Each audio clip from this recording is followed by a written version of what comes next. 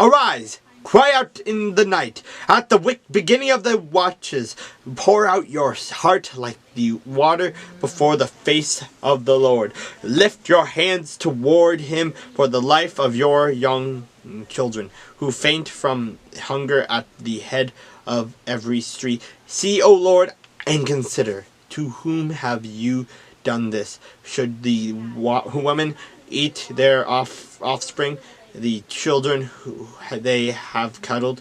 Should the priest and prophet be slain in the sanctuary of the Lord, young and old that lie on the ground in the streets? My virgins and my young men have fallen by the sword. You have slain them in the day of your anger. You have slaughtered and not pitied. You have invited as to a feast day the terrors that surround me in the day of the Lord's anger.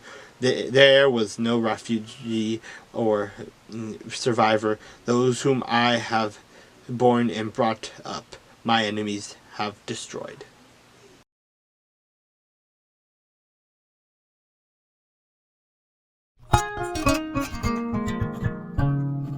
But Solomon took 13 years to build his own house, so he finished all his house. He also built the house of the forest of Lebanon. Its length was 100 cubits, its width 50 cubits, and its height 30 cubits, with 4 rows of cedar pillars. The cedar beams on the pillars, and it was paneled with cedar above the beams that were on 45 pillars, 15 to a row. There were windows with beveled frames in 3 rows, and window was opposite window in 3 tiers, and all the doorways and the doorposts had rectangular frames, and the window was opposite window in 3 tiers. He also made the hall of pillars. Its length was 50 cubits, and its width 30 cubits, and its front of them was a portico with pillars, and a canopy was in front of them. Then he had made a hall for the throne, the hall of judgment, where he might judge, and it was paneled with cedar from floor to ceiling. And the house where he dwelt had another court inside the hall of like workmanship. Solomon had made a house like this hall for Pharaoh's daughter, whom he had taken as wife. All these were of costly stones, cut to size, trimmed with saws inside and out, from the foundation of the eaves, and also on the outside of the great court. The foundation was of costly stones, large stones, some 10 cubits and some 8 cubits. Then above were costly stones, hewn to size.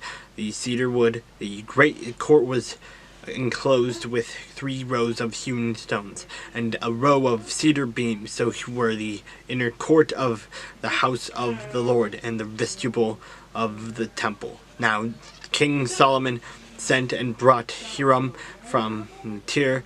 He was the son of a widow from the tribe of Naphtali, and his father was a man of Tyre, a bronze worker. He was filled with wisdom and understanding and skill in working with all kinds of bronze work.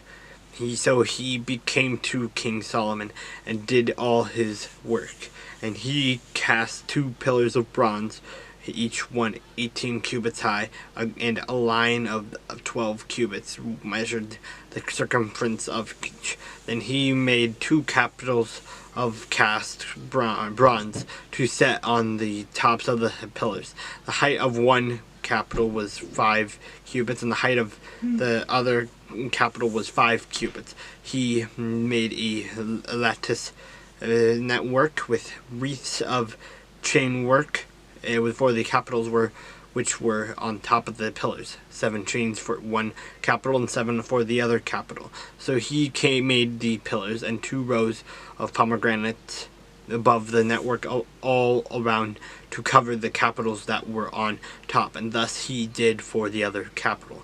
The capitals which were on top of the pillars in the hall were in the shape of lilies, 4 cubits. The capitals on the two towers also had pomegranates above. By the convex surface, which was next to the network, and there were 200 of such pomegranates in rows on each of the capitals all around. Then he set up the pillars by the vestibule of the temple. He set up the pillar on the right and called its name Jachin, and he set up the pillar on the left and called its name Boaz. Then the tops of the pillars were in the shape of lilies, so the work of the pillars was finished.